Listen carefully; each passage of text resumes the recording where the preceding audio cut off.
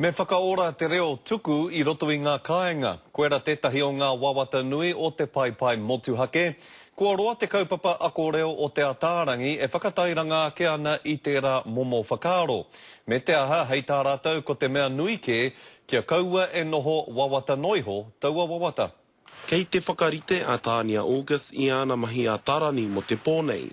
Ko te pūtake, he arahi I ngā whānau Māori I o rātou kāinga, kia kaha ki te kōrero I te reo.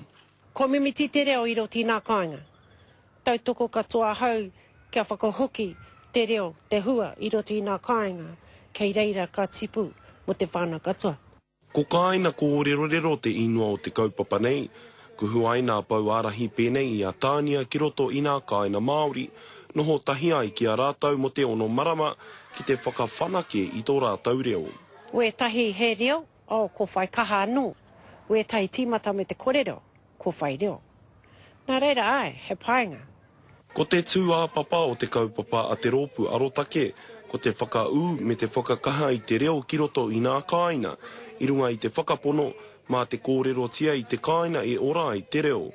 Ko te whaina a te paipai motuhake, kia waru te kau ōrau nā kāina reo Māori, hei te whā te kautau e tū mai nei.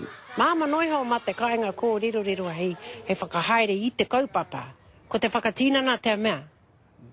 Pea, ka wero mai. E toia.